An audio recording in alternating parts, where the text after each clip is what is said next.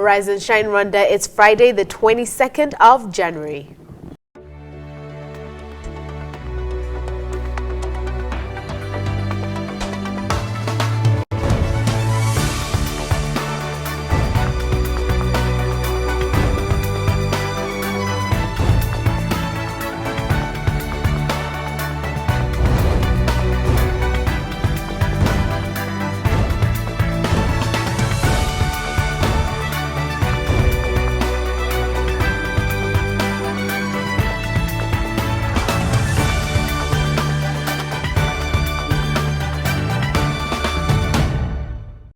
Welcome to Rise and Shine Rwanda's weekly review show where we take you back through the best of the week here on Rise and Shine Rwanda. It's just past 7 o'clock in the morning. My name is Ivan Magwene.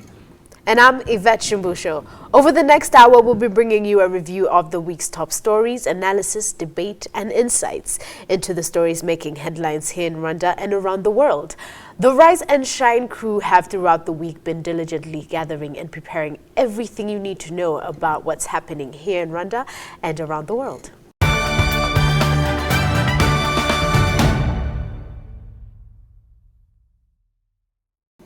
Well, it's been a busy week for us here at the Rise and Shine headquarters. One of the most interesting stories that I reported on this week was the Nations Championship CHAN that kicked off at the Amahoro National Stadium.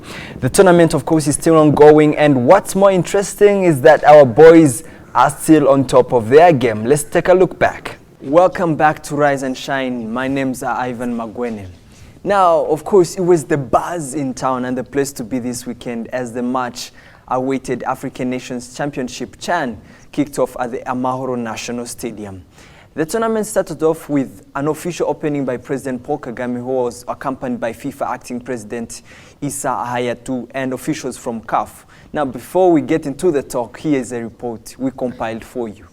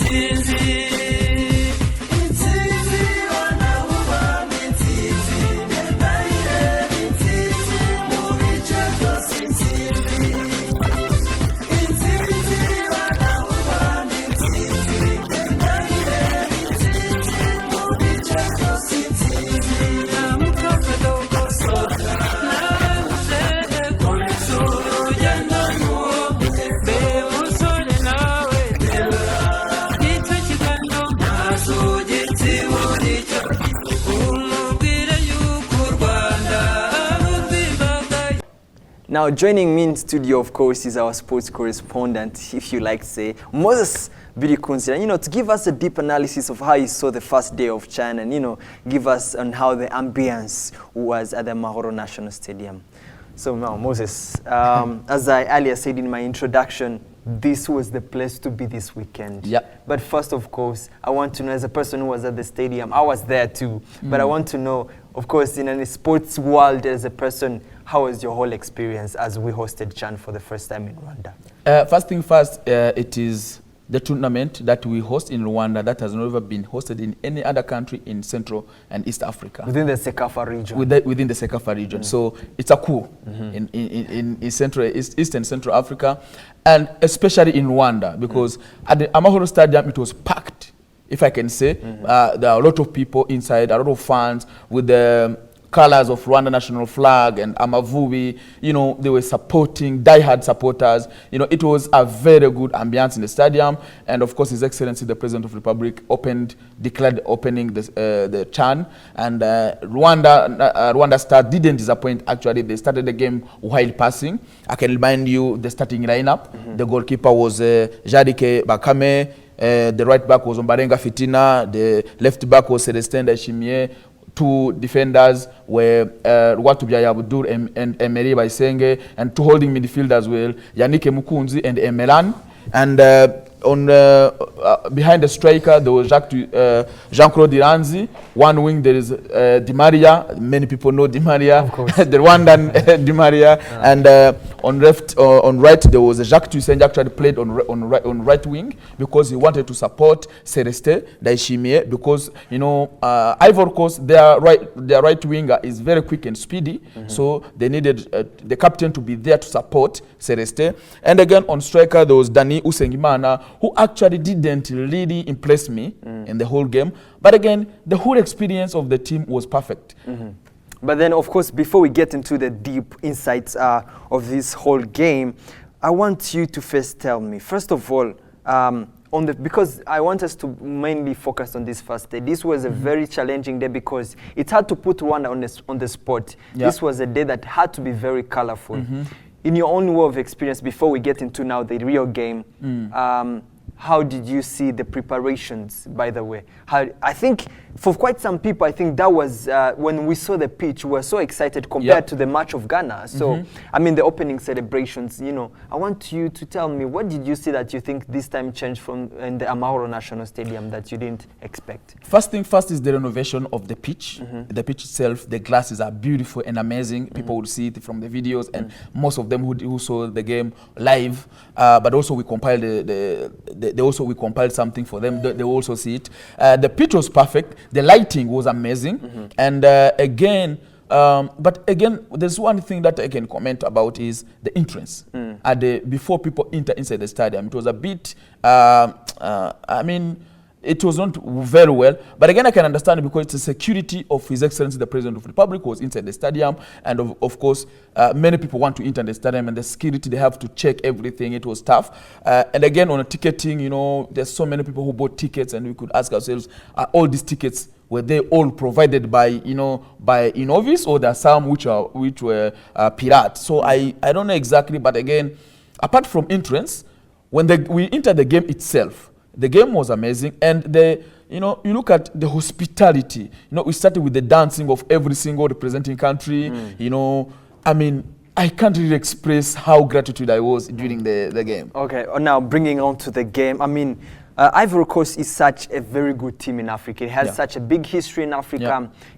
I think it has one of the best local leagues. It is the best. It is the best country in Africa, number one in Africa. Now it's number one in Africa on the FIFA World Rankings now. So I want to know exactly, in your own way of understanding. So sad that we missed a penalty in terms where we're expecting a very big win. But I want you to briefly put down the game. For me, I would say for some people, they think this was kind of not the game they expected. Maybe it's the first game we didn't expect, the kind of entertaining game we expected. But in your own way, in your own journalistic and sports anchoring way, what do you think the game, and how did you see the whole game going? Actually, I said this even before the game started, when we were doing the channel previews, that I was saying that Rwanda is on top of this group, is going to be on top of this group. Not because Rwanda is a hosting nation, but because Rwanda has the ability to do it. This analyzers director that came inside the team, they proved that they were very, very important. Because when you see the way Rwanda is passing the ball, when you see the way Rwanda is dictating the tempo, when you see the way Emran and Yannick is actually controlling the midfield, and when you see the way Jacques Tuyisenge is dictating the box, you see, there's something that changed. Most importantly, when you see the first three, look at holding the central defenders, Rwatubyaye Abdul and Emery Bayisenge and the goalkeeper. When let's say Emery Bayisenge misplaces a pass, it's very straightforward for Jarike to go and tell him that you would have done this. So there's a lot of leadership inside the team. There's a lot of understanding between the players, and there is a lot of respect between the players. So they believe in one thing, they believe in one word, that they are there to compete, they are there to show their ability. And talking about Rwanda, the way they played with Ivory Coast, they were determined and they were willing to win the game. So we scored a goal in 15 minutes, first 15 minutes, you need to score in the first 15 minutes to show who you are. And again, missing the penalty was, again, we would have won the game with 2 goals. It could be much better because these goals also are very important in this tournament. But beating Ivory Coast, after in the preparation, we beat Congo 1-0, and we drew with Cameroon. That shows that Rwanda is ready to get out of group stages and all the way to possibly of course. Finals. And now I end it with that saying Rwanda is ready. How ready are we really are? But that's it. There you have it with the Amavubi Stars making us very proud.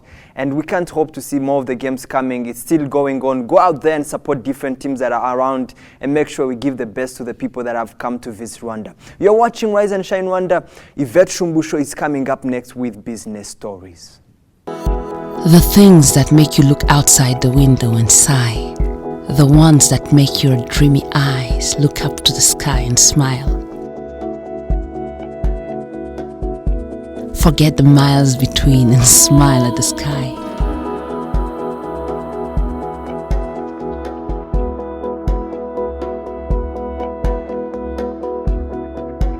Like it held something precious that belonged to you.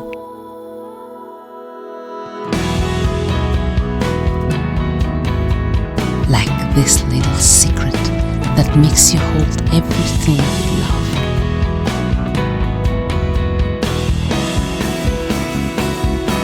Let your passion guide you. You can be sure you will touch the sky.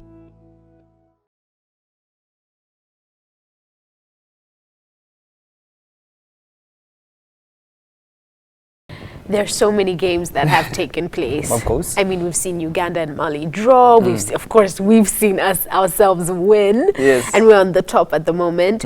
And then there's actually one country that lost, and I was very surprised. Niger. Oh, yes, it was To Niger Nigeria. and Nigeria. Although Moses says that he saw it coming because Nigeria are much stronger players than Niger, but I was kind of disappointed. Of course, you know one most interesting part of this story is even now women have come up in this chan, starting with the vet of all people. Like normally, it's very surprising that you've been following up the games. I and really can't wait. have. So it's quite interesting. Of course, the Amavubi Stars are doing so great, and we can't wait to see what more brings out to Chan. But I think the group stages have so far been quite very well, and this coming week also poses a great challenge for the games because they're getting hotter, getting into now out of the group stages, now getting into the other stages of the game. So quite a busy week for the Chan participants, and we're out to tell the fans to go out there and support the Amavubi Stars more. Definitely. Yes. All right, thank you. And now another story that really caught our attention this week was the new education curriculum. Well, basically we had a debate on TV to discuss on the certain issues that we believed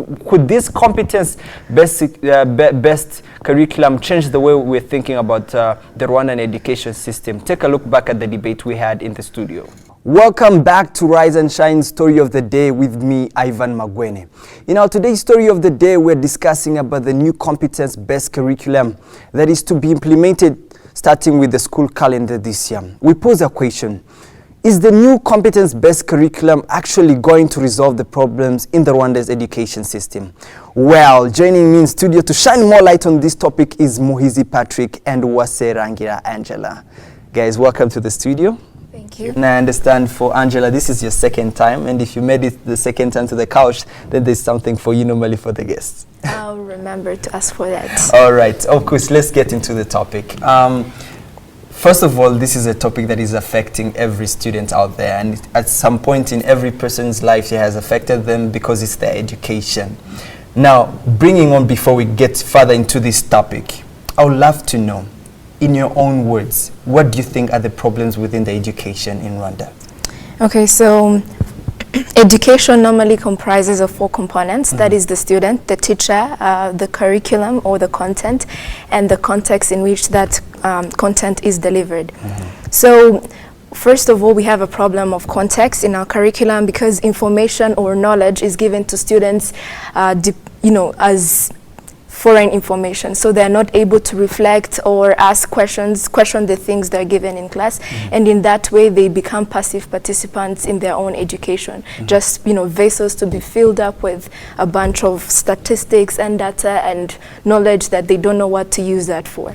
And how that affects everyone, not just them, is that when they come out of school they are unable to create their own jobs, they're unable to change their community at large. And the second problem is that the teacher does not know how to solve that situation, because they've also been taught in the same system where they are the main source of information and students are just there to receive that information. And in that sense, education... So it's a vicious cycle of the education. Yeah, so basically that's it. So our teachers and the context in which information is given to students. All right, and moving on, of course, to Patrick. In your own opinion, in your own words, I would love to know what are some of the key issues that you think are in the education system, and what do you think could be the impact of the new competence-based curriculum right now? Okay, well, theoretically, I believe that the new curriculum provides solutions to these problems, right? So it tends to focus more on what the students can do with their knowledge rather than what they are given. However, it does not address the problem that Angela raised, which is teachers, right? However, the solutions that it gives, right, it seeks to create curious individuals, it seeks to create creative individuals and critical thinkers. However, it does not necessarily provide an environment where these students will have to question authority, or these students will have to put their mind to work or create, bring whatever ideas they have to life. Right? So now, of course, you kind of at some point share the same problems, because I'm pretty sure you have been beneficiaries of this same education system. Now, Angela, would you challenge people that are in charge of implementing this curriculum that in previous years we've seen different changes within the education system? Yes. And if you were going to challenge them, because we're having this new curriculum start up with the school calendar this year, what could be the challenge if you were there to challenge them? So I would ask them a simple question. These teachers that are going to be implementing this curriculum were not taught in this curriculum. How are you going to make sure that when they go to class, they can be able to bring out that creative part of their students? How will you make sure that these students are going to think critically? Because if you yourself don't know what kind of questions to ask your students to make sure they think critically about the knowledge you're giving them, then I think teaching that to somebody else is going to be a problem. So I would challenge them to train teachers who were not raised in this system to be able to implement that system.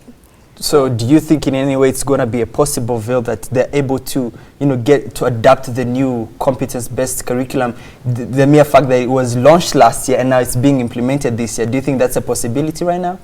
Right now, I'm not sure, but I mean, this is not an event, it's a process, and we are not going to ignore that. Obviously, there are going to be complications because of the already existing problems, but I believe it's a good start. It's worth a try, as we have many people graduating from this system. Hopefully, the next generation will be taught by teachers who were raised in not a very good system, but a better system than we've had, and that way we will have the changes that we are looking for.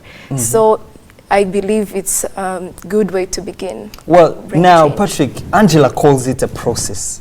But in any way or the other, we've seen also certain, changes coming to the education system. Would you agree with her that even with the mess up that we've had sometimes because of the new changes, calling them processes, do you think in any way or the other we need to call this new competence-based curriculum? Are we ready for it, or we should always name it as a process? Yet in the end, the results will be students are going to be dumber. Right, very good question. Okay, so I disagree with Angela. Well, the fact that it is a process is true, right? But I believe that all these processes, we just go into them without any type of experimentation or trying them out, right? So basically, it just sounds great, the competence-based curriculum, but there hasn't been any proof. We haven't tried, we don't have any examples, valid examples from other countries. We don't know if the students, for example, they plan on teaching English, they plan on elevating literacy in schools, but in my school, I had students that couldn't even read a single book, and teachers who never read a single book. How is a teacher who has never read a single book going to teach a student who doesn't like to read, right? So yeah, it is a process, but it's a process we're just not ready to go into right now. All right, now Angela, I think that point has been attacked. What will you say to Mr. Patrick over there? I believe that just because previous methods have failed doesn't mean this one is going to fail. That is logically fallacious. Maybe we have been doing the wrong thing. Now that we are finally doing the right thing, there is no proof that it's going to fail. And secondly, yes, it is a process because the government has put in place 3 years to be able to experiment with the current system that they're putting in place. Calling back teachers to get feedback and students after every year. So it's a process of 3 years that they're going to be implementing until the people who are starting senior 1 and senior 4 this year reach senior 6. So it is a process. We are learning. I think that's the whole thing that Rwanda has been doing with every other sector. So we are learning from what we do every day, and they've given it 3 years to experiment on how they can make that possible. And as for your school not being able to encourage reading, I would like to say there is always a starting point. Now the teacher is going to start reading and the students are going to be reading. When in her imagination she says that, of course, she says that. I wouldn't, of course, I'm not in any way on the other side or the other side, but I would like to bring it to you, Patrick. She says maybe just because others have failed, this one, she plans it to succeed. But still, she's still calling it a process. She attacks it by saying we're giving it a time frame. Others also have been given time frames. But do you actually think this time frame will work this time just because she thinks this one will work? No, I don't believe that it will work. First of all, and if it doesn't work, what do you think should be the option? Right, do we have the time for that? Okay, so one, just because others doesn't, well, she did say maybe this will work, right? So that does not show proof that it will work, right? And again, 3 years as a time frame does not show that we are going to train these teachers who have never been in a competence-based curriculum and get them up to speed to be ready to teach the students, right? And again, 3 years is not going to be enough for the students who have come from 9-year basic education, like the ones at my school, to learn all these basic, all these literally reading books, right? And they also give an example of scientific methods, right? How a science student must be able to express his opinion and make theories and whatever, right? And how is only 3 years going to be enough for all these students and teachers to be integrated in this kind of curriculum in only 3 years? Plus, we also need material, we also need funding, we also need lots and lots of stuff. All right. So in one way or the other, it's a failed plan for her. So you think it's a very failed plan? 3 years wouldn't be enough time? Yeah. All right. Now, I ask you this as a second question. What do you think could be the solution, maybe to your own? I believe the solution is for this curriculum to be implemented in lower classes, right? In lower education, so that these students can come up, this generation of, let's say, primary education, right? They could implement this in primary, so that this generation could grow up with this competence-based curriculum. And also the teachers, it gives enough time for the teachers in upper secondary to study the curriculum and get into the curriculum, so that by the time this generation goes into secondary school, they will have gotten used to the curriculum. All right. Now, of course, I'm pretty sure it's burning up, but the thing is we're out of time right now. But I'd love to ask you the last question. I'll put you on the spot on this one. Assuming you're the Minister of Education, do you in any way favor the changes we see in the education system of Rwanda that happen every day? Would you always go for those, or you think there's a problem with those kind of changes we see? I think that's a very general question because there are very many changes in the education system. So do you mind being a little bit more specific? Now, well, we've seen for example, this is a change in the education system, introducing a new competence-based curriculum. There's sometimes where we're going to be focusing on the TVET education. We've seen a lot of changes, even in terms of the languages, the subjects students go for. So all these are kind of changes that we see every day. And assume you're the Minister of Education, do you think favor, do you think they're really in favor of the education system, or in the other way you think they're spoiling out something within the education system? As a person, I'm a believer of change. We are a growing country. We have been through a lot of things in the past, and we are trying out everything that works within our context, right? We cannot do the American system completely because we have a population that cannot afford traditional education, so we do for them TVETs. We also have students who are in the traditional education system, so yes, we bring the new competence-based curriculum. So personally, I believe that we can try everything, because we are still learning from what can work best in our country, and then eventually we will find stability. But yes, as long as we get to debate those decisions, we get to analyze them and how they work within our context, then I think that we are doing it. All right, I think we'll wrap up from there, and thank you guys for joining us in the studio. As you always say, we need to, have more conversation on this same issue and have the debates going on. And there you have it from Patrick and Angela. And of course, we leave now this debate open to our viewers. Share your opinions with us on Twitter at Rise and Shine RW. You're watching Rise and Shine Rwanda. Business is coming up next with our very own Yvette Shumbusho.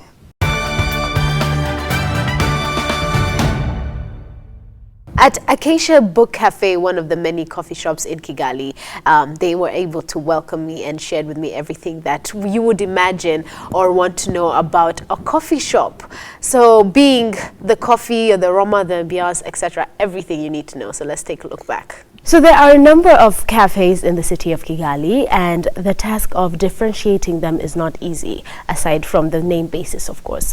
When I think of a cafe, I imagine a cozy space with a few tables and couches covered in the aroma of coffee and freshly baked pastries. I imagine a stack of books lined against the wall somewhere in the corner and soft jazz playing in the background. Sounds like one of those romantic movies, right? Well, at Acacia Book Cafe, I was welcomed with a similar feeling. But before I say any more, here's Acacia Book Cafe. Take a look.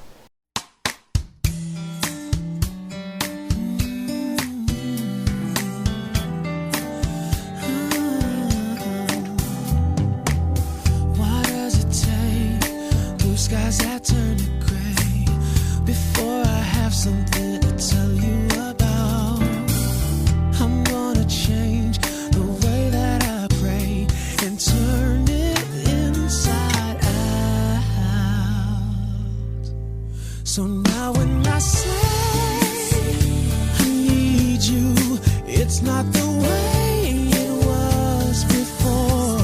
Your glory became what my heart is being. Joining me today at Acacia Book Cafe is our one and only Natasha Umtoni, the owner of this beautiful place. Welcome.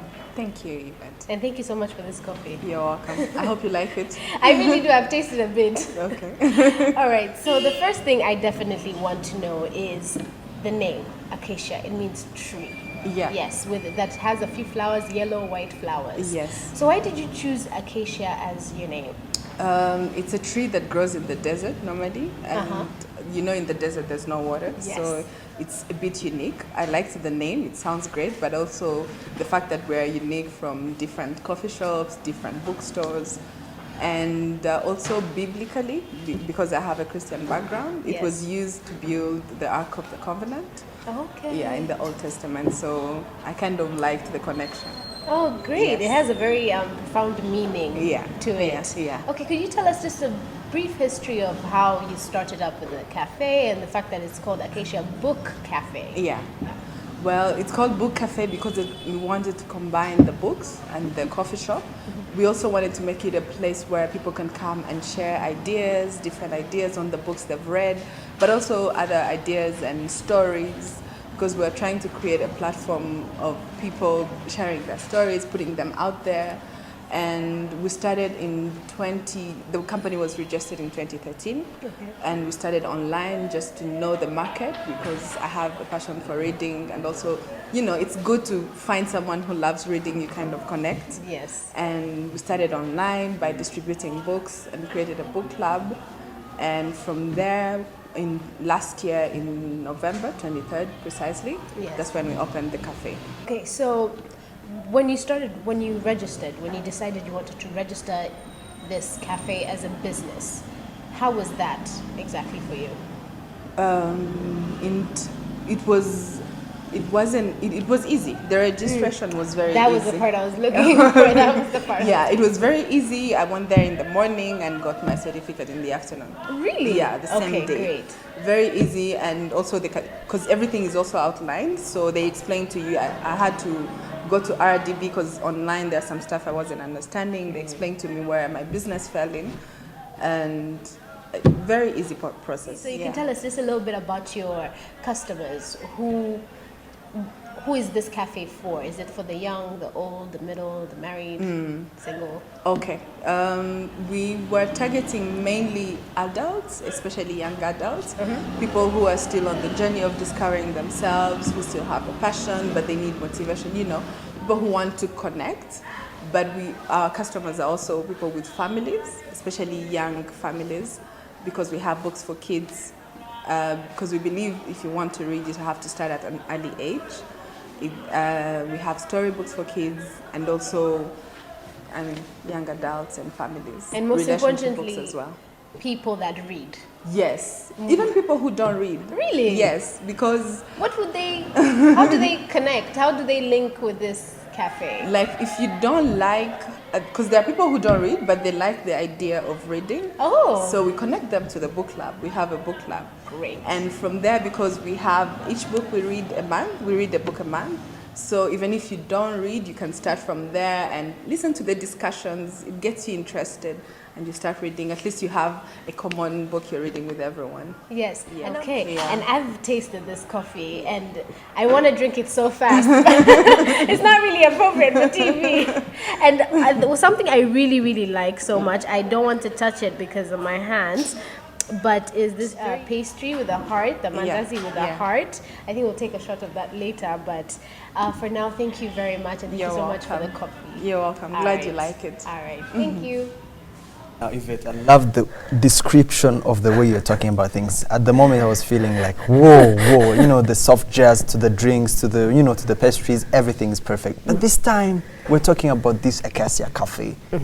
What is the speciality in this cafe that we can't see in any other cafe around Kigali? Like when I began, I told you that differentiating the cafes in Kigali these days is very difficult because they all serve the same things, they have the same ambiance. But with Acacia Book Cafe, it's a book cafe. So reading is a priority. They encourage the reading culture. So and Which is not common here. It's not common at all, especially in a cafe. Usually that's what you see in the movies, right? In like New York or something like that. So yes, they encourage the reading culture, and also they have a book club where anybody can join. It usually takes place on Monday, and anybody can join, and they read a few chapters of a certain book every week. Okay. I mean, for people like I who don't have time to read all the time, I mean, that 1-2 hours on that Monday would be very helpful. Now, of course, for some people, I'm pretty sure you've been, as a person that has been to Acacia Cafe, there's something that of course, people are looking at different cafes for the coffee out there. Yes. So I'm pretty sure you kind of, tested the yes. coffee there. So. The good thing about being in a country where we export coffee and we actually harvest coffee here, the coffee is top notch, as in it's very delicious. Of course. And of course at Acacia Cafe, like any other cafe actually in Rwanda, they serve very good coffee. Oh, of course. Thank you Yes. for covering that story for Thank us. you And I too. can't wait to be at the Acacia and grab a cup We're of coffee. going on there. Monday. All right. Alrighty, thank you. You're now up to date with today's business headlines. Sports news coming in just a moment with Moses Birikunzira. The things that make you look outside the window and sigh. The ones that make your dreamy eyes look up to the sky and smile. Forget the miles between and smile at the sky.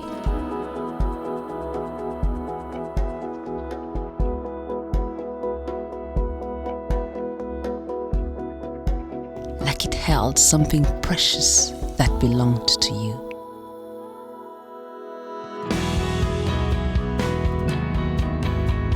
Like this little secret that makes you hold everything you love.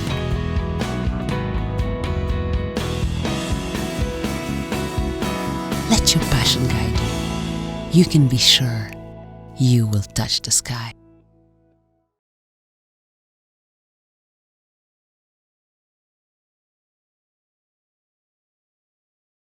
You're watching Rise and Shine Rwanda's weekly review show. On to sports now. There was an agreement signed from Kigali Serena Hotel where what was called the Memorandum of Understanding, and this was between the Confederation of the African Football, CAF, and the Asian Football Confederation, the AFC. This is aimed at strengthening and intensifying cooperation and strengthening the capacity of various stakeholders in Africa and Asia over the next 4 years. Let's take a look back at this signing of the memorandum. The Confederation of African Football, CAF, has signed a memorandum of understanding with the Asia Football Confederation, AFC, to strengthen, intensify cooperation and strengthen the capacity of various stakeholders in Africa and Asia over the next 4 years. This agreement was signed in the Kigali Serena Hotel, but many question the timing of this agreement. But first, let's take a look at the key inside of this agreement. Take a look.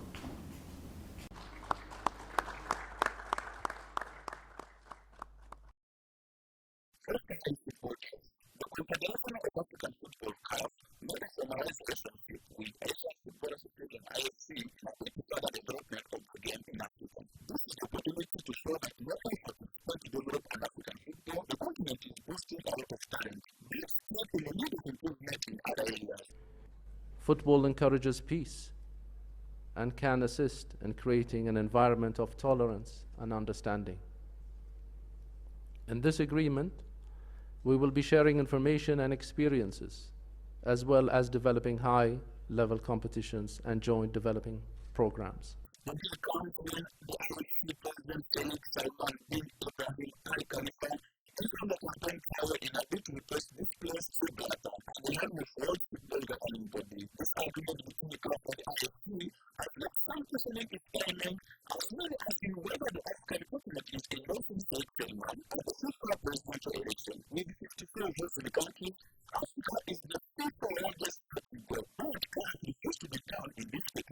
I will not comment on the rumors or what people want to say. This was planned some time ago, with or without presidential elections of FIFA.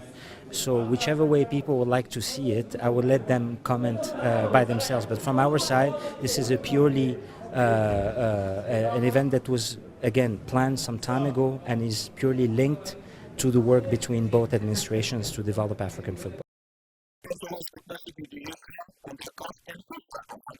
MOU with CONCACAF was focusing a lot on women's football development and marketing areas because they are very good at that.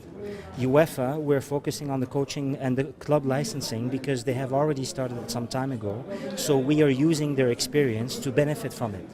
And Asia has some other areas of interest. Refereeing is one of them. Recognition of our coaching licenses is one of them. There's a lot of already existing common relationship between Middle Eastern member associations and North African CAF member associations, so we will strengthen those also as part of this MOU.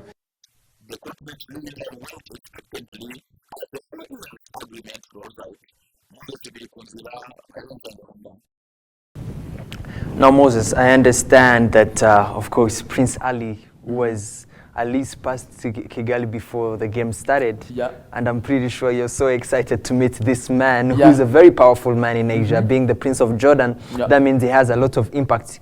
And then now, the mere fact that he has a lot of impact even in the football affairs of Asia is a very big, blunder. So, first of all, give us now that more people are still saying, why the timing of this agreement in Kigali? Why though? Why is it that it has to be close to the elections in February? We're having the FIFA presidential elections, and from nowhere we have this agreement that is being signed between the AFC and the CAF, which, as told to us by you, 100% of the votes come from Africa and Asia. So does that, 100 votes, out of 209 votes come from Africa. Does in any way or the other signal something that would call maybe a lobbying?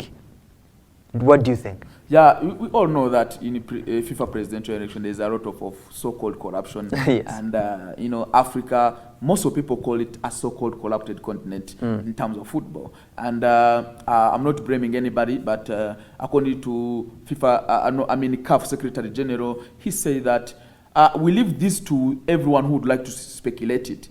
But for us, this agreement was made a long time ago, but this was the time to sign the agreement. And he also said that they have agreement with the CONCACAF, they have agreement with UEFA, they have agreement with CONCACAF and UEFA and FIFA also. And but for me, as His Royal Highness Prince Ari said, this might be a timing to corrupt Africa so that they get the 54 votes. Because you cannot say, I'm coming here to sign agreement between Asia and Africa at this particular time. Why not long ago? Why did they wait all this time? Well, I'm not blaming anybody, but again, these are the signs that it's always not easy to know exactly what do presidential election in FIFA use to get votes. So we all know something might happen, but we need to find someone with transparent. You know, for me, Prince Ari, I had a chance to talk with him and had a chance to have an interview with him. And part of what he said, FIFA doesn't own football, but football owns FIFA. And he wants things have turned the other way around. Yeah. Because today we've seen a lot of, FIFA interfering, of course, in football, and the mere fact, because at the end of the day, FIFA has power over football. Yeah. And all these people have the power to make sure things go the way they want. So in any way or the other, things have turned the other way around, because that's not what we wish, but that's what fate is doing for us. But now, when again, coming back to this agreement with Africa and Asia, this agreement for strengthening for the next 4 years, it's kind of not easy to understand, and as they said, the speculation are going to be big. We do speculate it, of course, because we don't know exactly the real reason behind it. But we don't need somebody to come and show us that they are there to help us, but they have structures and they have plans of what they can do in transparent way. Okay. I think, and Prince Ari is the only man who proves that. So let's wait and see on 26 what happens. But again, we never know. This will be a very great decision, because we're all waiting to see who's the next president for FIFA, and we just hope things go in a clear way, because again, it's football, and all we want is that we have a football game that is very clear. There you have it from Moses, and the deep analysis, of course, goes on who becomes the next president in FIFA.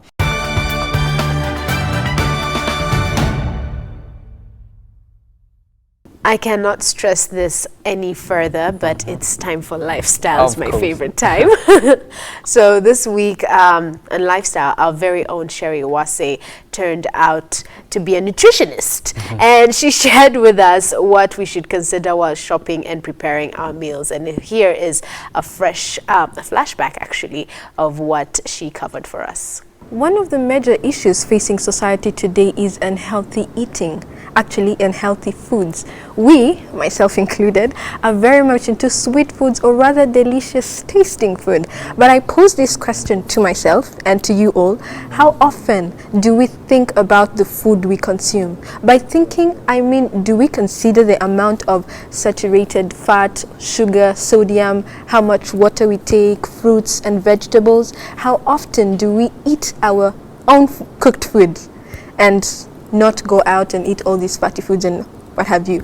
Even the Bible actually addresses healthy eating at some point. I don't have the verses. I'll leave that to you to research. But before I open the discussion on this couch, here is something on how to develop healthy living habits. Check it out. How to develop healthy eating habits. Good health is just a matter of taking a new approach to eating and making simple changes. You will need cooking facilities, a shopping list, healthy foods, breakfast, healthy snacks, and water. Optional: books and internet access. Step 1. Cook and prepare your own meals as often as you can. This will help you avoid eating processed and fast foods, which are higher in sodium and fat. Healthy, low-fat recipes and guidance are available in bookstores and on the internet. Step 2. Plan healthy meals and make a shopping list.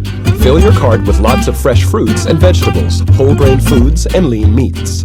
Step 3. Read nutrition labels. Pay attention to saturated fat, sodium, and sugar. The higher the numbers, the unhealthier they are. Step 4. Eat breakfast every day. Breakfast helps to rev up your metabolism. Make it a habit to eat something within the first hour after you wake up. Step 5. Try to eat small meals every 3 to 4 hours. Aim for 3 small balanced meals and 2 snacks. Step 6. Drink plenty of water every day. Water hydrates the body and aids the digestive system, and it's calorie-free. Step 7. Feel the difference in your body. More energy and stamina, as well as sharper thinking as you feed your body healthy foods. Did you know a study found that more than 16% of US children and teens are obese? Now, I want to ask you guys, how many of you don't skip breakfast? You take breakfast every day. You make sure you take breakfast. Yeah. Definitely. All the Of time. course, me, All the yeah. time? Okay, and I hope that's going to be for everybody else. Myself, I can't really say the same thing. If I'm not late, if I'm not running late, I'll have time to take my breakfast, which means I should be waking up a little bit earlier. But let's just say that there are some things that we don't really consider, like things like having breakfast early. Actually, you have to have breakfast 1 hour after you've woken up, within an hour after you've woken up. Water, things to do with water, vegetables, how often do we have vegetables, and fruits, you know, and all these other kind of things. So most times we don't really think about what we're eating. No. We don't know how much, if the food is balanced, Yeah. and we'll end up actually being malnutritious without even knowing it. Yes, Yvette. This is why I like smartphones. There's this app called the Healthy, is it Healthy Tips or Healthy Race or something like that? It's green and it has somebody running. So what happens is you actually state the food you've eaten, and then it shows you the calories. And then it shows you that every day, so every day, everybody here on a daily is supposed to eat at least 2,500 calories. Right. Yes. Of course, if you want to lose weight, then you should eat around 1,800, 1,500, depending on your body type. Yes. So that's why one thing I like about smartphones. So I'm able to know exactly how many calories it is. It's a bit hectic because... Do you have it? Do you have the yes. app? Have you been using it? Yes. But there are times I forget about it. Yes. For example, when I write things like sweet potatoes, I can't find them. You know, they're asking you now, are you talking about the sweet potatoes from Costco or from what? And you know, it's American based. It's very detailed. No, it's American based, so they, you know, you can't tell things like Isombe. They'll be like, Yeah. cannot be found. So you don't know how many calories you're eating. Not in the records. if you're eating Isombe like on that day. So that's the downfall of this app. But in general, I've always known that if you eat a heavy breakfast, then that means including of some fiber, some fruits, juice, a lot of water, 2 liters per day, and then you have some tea and stuff like that, then that is good for you. And then you're supposed to have 6 small meals every day. So there's breakfast, there's a snack, there's lunch, there's a snack, there's dinner, and there's another snack. Oh, so very really? small. I know that's a lot of food, but this if it's in smaller quantities, then you'll be much healthier. Yeah, because even you're not supposed to really eat a lot of food all the time when and you're also having at breakfast. night you're supposed to eat things that digest quickly, so vegetables and stuff. So if you eat fatty foods like fries and anything with a lot of saturated fat at night, then it's harder to digest because you're not active. But if you eat that during lunchtime and you're active throughout the day, then of course it's so much better. Well, I don't know, ma'am. I think I should start looking at using her app because honestly speaking, I think I'm very bad at healthy eating because what I know is that I had my breakfast, and when I'm hungry I have a heavy lunch that should take me until dinner, and I think that's what happens in most with places. most people, with not most just people you. around. Yeah. So I just make sure that I have that solid hard food that will take me till dinner, and then I have my dinner, which is also very heavy. I have to make Take sure you till breakfast. that should take me throughout the night. So we have at least 3 meals a day. And sometimes, because of, too much work here, sometimes you find yourself not even eating lunch, or sometimes having a snack, and then it's just, you don't care about your body. So I think also it's very important because we tend not to think about a lot about how we're eating, but this really affects our lives in the long term because, again, healthy eating, I think, determines the way your body goes in and grows and everything. So honestly speaking, and some people need to be, you need to define for people what are calories. When you talk about them, you said 1,800. What are those? Should be like kilograms of food. you need to define again, because these are very sensitive issues. Yes, yes, And it's honestly true. speaking, Yeah. and for Africa, We should have a segment just for healthy For eating. health. and Yes. One of as these this days. thing goes in Africa, Africans don't love vegetables. They don't love veggies. It's actually we do Grilled love meat. vegetables. We Like- really do. It's what we've just started liking is fast food. These days we really like fast food. And That's then- bullshit. exactly. That And especially now, I was even talking about, for example, if you go out for lunch for a buffet, you find there's still lots of salads, but you won't find the beans and the sweet potatoes there. Trust me. No, actually, they'll tell you how much meat you should consume. Not Exactly. because they want you to be healthy, but they're just being economical. I know, Yeah. and we should, we don't even like eating salads, and I think we should be having like Yes, salads, only salads you for know- dinner. How can we have salads for dinner? Ivan, can you have salads for dinner? Moses, can you have salads? Seriously. Nightmare. Yes, Moses. Basically, for me, it's a hard fight. Yeah. It should be a campaign. I need to invest much time, much thinking to really to accommodate this, because it has been hard for me to really adjust the healthy eating. And but Yvette has given me a clue on how to start calculating it. And I believe the way we eat is tough. For Right. me, in particular, it's tough. When I'm hungry, I eat. It doesn't matter what time. Clearly. But one of the misconceptions is thinking that just because Ivan over here is thin does not mean that he's He is. healthy. I'm not thin, I'm healthy. You see, that's the thing. That doesn't mean he's healthy. And just looking at Moses, that's okay. No, that's not very healthy. But does not mean just because you're a bit bigger, you're very unhealthy. No, because Ivan could be consuming fries for the last 3 months, and that is not very good for his body, and that would actually cause a lot of problems in his heart and other organs. So yeah, that's a misconception. I think Yvette should be a nutritionist. I think I should enter I think you that should field. change your career. We have enjoyed having you here. You mentioned that the Bible even talks about it. I think also pastors should be translating the message. Yes. It's because we have a lot of people, for example, that attend church. We have at least 90% of this country that goes to church. Yeah. So I think it's very important that pastors need to bring down also the Yes. eating habits. Feed your children with a very good meal. Yeah. Learn how Because this to is the teach. temple of Yeah. Christ. And Yes, people true. even, because let me tell you the truth, the only thing that I've seen that actually builds up a nation so easily is the church. And people quickly understand when the messages goes through their pastors, their shepherds. So I think if pastors also went out and learned some, nutritious kind of education stuff. And so encouraged exercise. Yes, And then- actually, they can just dig more into it, just Yes. like they dig more into related other to the Bible. topics, and they relate it biblically, and then it can be something that Yeah. we can look Yeah, at. exactly. And then one thing that I wanted to add about healthy living is that healthy eating rather is that it's just a discipline. You just have to start today. It can be tough, and one thing that people don't really have to work on, you cannot eat rice every day from Monday to Monday. From the first for 6 months Yeah, you're you eating can't rice, and then you just starch. you can eat You have a lot to of starch. change it up. Even You if have it's to- just rice, add some potatoes, Yes. add sweet potatoes, have matoke. I mean, we have a variety. Chimirongo Market has everything. Just in case. Are you advertising? Advertising. She's advertising for them. But yes, and one more thing. Simply stating. They should go visit Mama Mboga. Okay, you know them specifically, but Yeah, and one more thing for you, Yvette, Isombe is cassava leaves. cassava Actually. leaves. Yes. Yes. Even if you do add that one on the your app, it will not. You can find that Where on to the find them? They don't have them at Costco. They don't have them Yeah. at St. Bury or something like that. It's hectic. We should have one app for Africa. Right. Yes. With And, fufu and everything. Yes.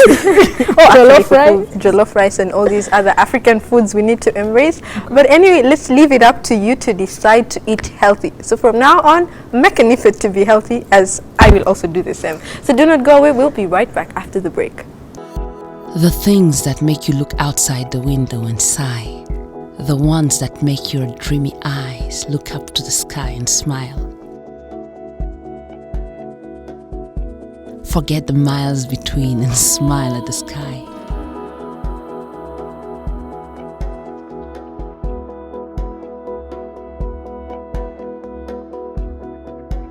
Like it held something precious that belonged to you.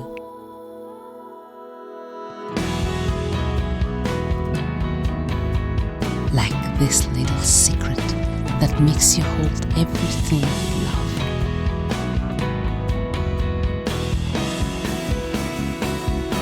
Let your passion guide you. You can be sure you will touch the sky.